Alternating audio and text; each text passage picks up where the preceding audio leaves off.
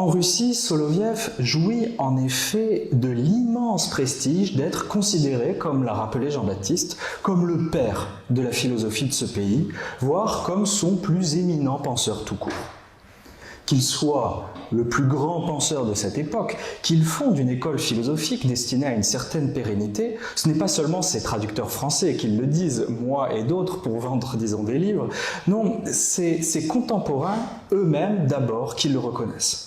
Et pas n'importe lesquels, Dostoïevski, par exemple, sur lequel Soloviev exerça une fascination telle que le grand écrivain finit par le décrire sous les traits d'Alyosha Karamazov, ou encore, du moins un temps, Tolstoï également. J'ai lu, écrit par exemple Tolstoï, d'ordinaire assez avare en compliments, l'ouvrage philosophique de Soloviev, le premier en fait, La crise de la philosophie occidentale, écrite à l'âge de 24 ans, qui m'a beaucoup plu. Soloviev fait partie du petit peloton de Russes qui se permettent de penser par eux-mêmes.